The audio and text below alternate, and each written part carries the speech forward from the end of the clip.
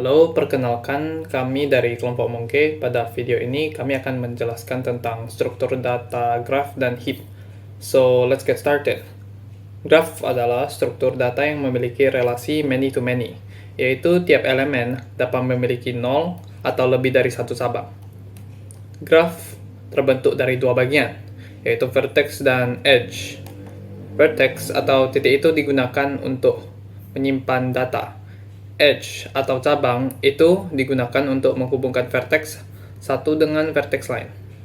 Contoh graph bisa kita temukan dalam jaringan pertemanan Facebook. Dalam graph tersebut, kita bisa tahu bahwa Alita berteman dengan Welly. Welly berteman dengan Lita. Poka dan Mary. Mary berteman dengan Welly dan Alex. Alex berteman dengan Mary, Poka, dan Jerry. Poka berteman dengan Welly, Alex, dan Jerry. Dan Jerry berteman dengan Poka dan Alex. Jika G didefinisikan sebagai V, E, di mana G adalah graph, V adalah vertex, E adalah edge, maka contoh graph Facebook tersebut dapat dijabarkan kembali. V sama dengan Jerry, Alex, Mary, Poka, Welly, Lita, dan E sama dengan Jerry, Alex, Poka, Jerry, Poka, Alex, Mary, Welly, Poka, Welly, Lita, Welly. Di sini, vertex menunjukkan para anggota Facebook, sedangkan edge menunjukkan relasi pertemanan antara anggota satu dengan yang lain. Graph dibedakan menjadi beberapa jenis, antara lain undirected graph, directed graph, weighted graph, dan unweighted graph. Undirected graph atau undi graph adalah graph yang tidak memiliki arah. Setiap sisi atau edge berlaku dua arah, misalnya x, y. Arahnya bisa dari x ke y atau y ke x. Secara grafis, sisi pada undi graph tidak memiliki mata panah, dan secara notasional menggunakan kurung kurawal. Contoh gambar undi graph dapat dilihat dari gambar berikut. Dari gambar di samping, ada 4 vertex dan 6 edge. Vertexnya terdiri dari 0, 1, 2, dan 3. Sedangkan edge-nya adalah 0,1, 0,2, 0,3, 1,2, 1,3, dan 2,3. Jenis graph yang kedua adalah directed graph atau digraph. Directed graph adalah graph yang memiliki arah. Setiap edge pada directed graph memiliki anak panah yang mengarah ke vertex tertentu. Secara notasi, sisi di graph ditulis sebagai vektor U, V, di mana U adalah origin atau vertex asal, sedangkan V adalah terminus atau vertex tujuan. Contoh gambar di graph dapat dilihat dari gambar berikut. Dari gambar di samping ada 7 vertex dan 12 edge. Vertexnya terdiri dari 0, 1, 2, 3, 4, 5, dan 6. Sedangkan edge-nya yaitu 0,1, 0,2, 1,4, 1,3, 3,0, 3,2, 3,5, 3,6, 4,3, 4,6, 5,2, dan 6,5. Jenis graph yang ketiga adalah weighted graph. Weighted graph adalah graph yang memiliki bobot, yaitu pada tiap edge-nya memiliki nilai. Kemudian jenis graph yang terakhir adalah unweighted graph. Unweighted graph adalah graph yang tidak memiliki bobot pada edges-nya. Graph bisa direpresentasikan dengan dua cara, yaitu adjacency matrix yang direpresentasikan dengan matriks dan adjacency list yang direpresentasikan dengan linked list dan array yang bukan merupakan matriks. Contoh representasi dengan adjacency matrix bisa dilihat dari gambar dan tabel berikut. Ketika merepresentasi graph dalam matriks, kita cukup mengisi nilai 1 pada titik potong dua vertex apabila mereka terhubung dan 0 apabila mereka tidak terhubung sama sekali. Selanjutnya, representasi dengan adjacency list. Representasi dengan adjacency list bisa dilakukan dengan dua cara, yaitu array list dan linked list. Array list adalah array dua dimensi yang bukan merupakan matriks atau tidak berbentuk matriks atau tidak berordo n kali n. Sedangkan linked list adalah array dari single linked list. Mari kita lihat contohnya. Untuk array list, kita cukup mendefinisikan vertex-vertex yang terhubung dengan suatu vertex saja. Misalnya pada gambar ini, Vertex-vertex yang terhubung dengan vertex 1 adalah vertex 2 dan 4, sehingga array list-nya akan menjadi A-list, array list, dalam kurung 1 sama dengan 2,4. Kemudian untuk vertex 2 yang terhubung adalah 1 dan 5, maka penulisannya adalah A-list dalam kurung 2 sama dengan 1,5, dan seterusnya juga kayak begitu formatnya. Untuk linked list akan menjadi seperti begini.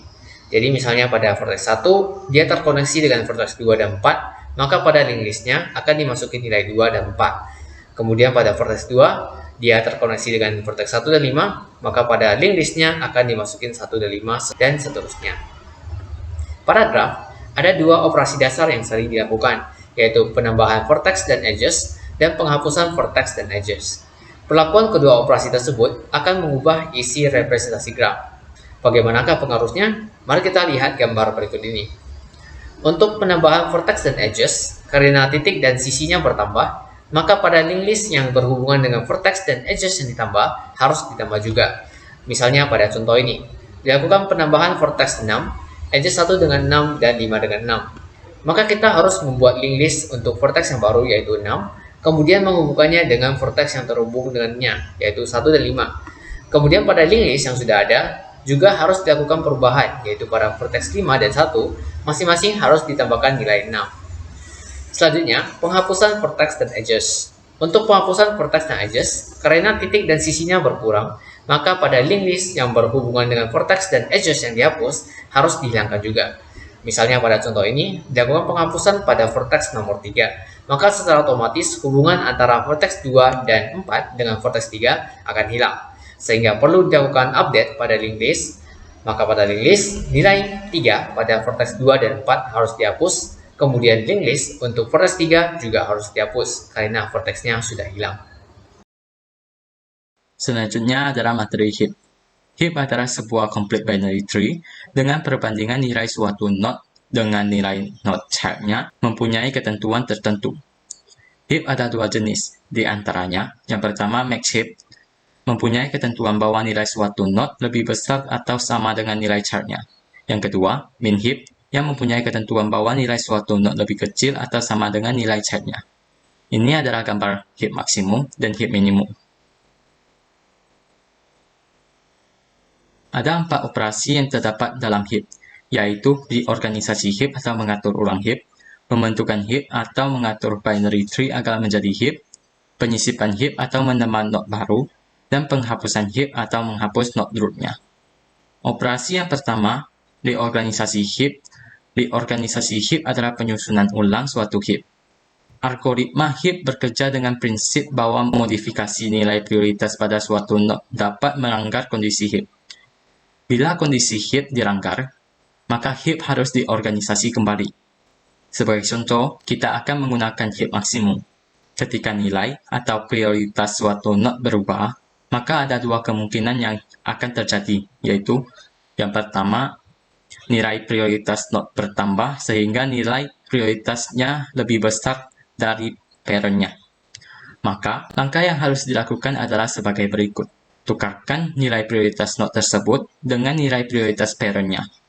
Kemudian, ulangi langkah tersebut sampai ditemukan posisi yang tepat yang memenuhi kondisi heap. Proses ini disebut dengan proses shift up. Contohnya, jika kita mengganti prioritas 5 menjadi 10 pada heap berikut, maka kondisi heap akan dilanggar. Maka daripada itu, kita harus melakukan reorganisasi heap dengan cara shift up. Karena prioritas node tersebut lebih besar dari node parent-nya, yaitu 7, maka kita tukarkan nilai prioritasnya. Kemudian, karena prioritas node tersebut lebih besar daripada node parent-nya yang baru, yaitu 8, maka kita tukarkan nilai prioritasnya.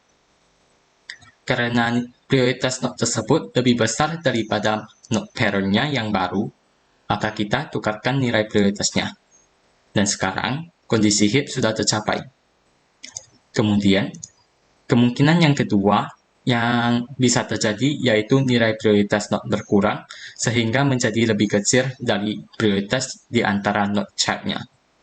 Maka, yang harus dilakukan adalah tukarkan nilai prioritas node yang berubah dengan nilai prioritas dari chartnya yang mempunyai prioritas terbesar. Kemudian, ulangi langkah tersebut sampai ditemukan posisi yang tepat memenuhi kondisi heap. Proses ini disebut dengan proses shift down. Contohnya, jika kita mengganti prioritas 9 menjadi 5 pada heap berikut, maka kondisi heap akan dilanggar. Maka daripada itu, kita harus melakukan reorganisasi dengan cara shift down karena prioritas node tersebut lebih kecil daripada prioritas chartnya, yaitu 8. Maka kita tukarkan nilai prioritasnya. Kemudian, karena prioritas node setelah ditukarkan masih lebih kecil daripada nilai chartnya, maka kita tukarkan lagi prioritas node-nya. Dan sekarang kondisi heap sudah tercapai. Operasi yang kedua, pembentukan heap. Pembentukan heap adalah proses pembentuk heap dari sebuah binary tree. Pada mulanya, jika suatu complete binary tree memiliki prioritas antrian secara acak, maka langkah yang harus dilakukan agar binary tree tersebut dapat disebut sebagai heap adalah dengan melakukan proses shift up atau shift down hingga kondisi heap terpenuhi. Contohnya disediakan complete binary tree seperti berikut. Maka kita terlebih dahulu cari node yang memiliki prioritas yang tertinggi atau terendah. Karena dalam contoh ini kita akan membuat heap maksimum, maka kita cari node di sisi kiri yang memiliki prioritas tertinggi terlebih dahulu, yaitu 9. Karena prioritas node tersebut lebih besar daripada prioritas node parentnya yaitu 3, maka kita harus menunggalkan nilai prioritas kedua node tersebut. Kemudian karena prioritas node tersebut masih lebih besar daripada prioritas node parentnya yaitu 7, maka kita tukarkan nilai prioritas node-nya lagi. Setelah ditukarkan, prioritas node tersebut masih lebih besar daripada prioritas node parentnya, maka kita tukarkan nilai prioritas node tersebut dengan prioritas node parentnya. Kemudian kita cari nilai yang memiliki prioritas tertinggi kedua pada sisi kiri, yaitu 7. Nilai node tersebut lebih besar daripada nilai node parentnya, maka kita tukarkan nilai node tersebut dengan nilai node parentnya. Setelah itu, kita cari lagi node yang memiliki prioritas tertinggi di sisi kanan, yaitu 8. Karena node tersebut memiliki prioritas yang tertinggi daripada prioritas node parentnya, maka kita tukarkan nilai prioritasnya dengan nilai prioritas node parentnya, dan sekarang kondisi heap sudah tercapai. Operasi yang ketiga, penyisipan heap. Penyisipan heap adalah penambahan elemen baru dalam suatu heap. Algoritma untuk penyisipan data adalah yaitu yang pertama, masukkan elemen baru tersebut setelah data paling akhir, yaitu free dengan level paling bawah dan pada posisi sebelah kanan dari data terakhir, atau jika level telah penuh, maka simpan data baru tersebut dalam level baru. Yang kedua, lakukan reorganisasi heap pada node baru tersebut. Proses yang biasanya dipakai adalah proses shift up. Kemudian yang ketiga, banyak simpul ditambah 1. Contohnya kita akan menyimpan node dengan prioritas 8 pada heap berikut ini. Maka kita periksa dulu node yang kita masukkan tersebut apakah sudah sesuai dengan kondisi heap. Jika belum sesuai, maka kita lakukan reorganisasi heap. Dalam kasus ini karena masih belum sesuai, yang mana prioritas node parent masih lebih rendah daripada prioritas node yang baru kita masukkan, maka kita tukarkan prioritas node parent dengan prioritas node yang baru kita masukkan tersebut. Setelah itu kita periksa lagi dengan kondisi heap masih belum tercapai karena prioritas node parent masih lebih kecil daripada prioritas node yang kita masukkan, maka kita lakukan penukaran prioritas node parent dengan prioritas node yang kita masukkan tersebut, dan sekarang kondisi heap sudah tercapai. Operasi yang keempat, penghapusan heap. Penghapusan heap adalah proses mengambil nilai root dari sebuah heap. Algoritma penghapusan heap adalah yaitu yang pertama, ganti nilai pada node terakhir dengan nilai root. Yang kedua, ambil atau hapus nilai node terakhir tersebut. Yang ketiga, lakukan proses reorganisasi heap pada root. Umumnya proses yang dilakukan adalah proses shift down. Kemudian yang keempat, banyak simpul dikurang 1. Contohnya kita akan mengambil elemen tersebut dari root, maka kita tukarkan nilai node root tersebut dengan nilai node root yang terakhir yaitu 2. Setelah itu kita hapus node terakhir setelah penghapusan node karena kondisi heap belum tercapai, yang mana nilai root lebih rendah daripada nilai childnya, maka kita harus menukarkan nilai prioritas root dengan nilai prioritas childnya yang tertinggi yaitu 9. Setelah ditukarkan karena nilai prioritas node ketiga masih lebih rendah daripada nilai prioritas node childnya, maka kita tukarkan lagi nilai prioritas kedua node tersebut, dan sekarang kondisi heap sudah tercapai. Sekian video penjelasan kami tentang materi graph dan heap. Terima kasih.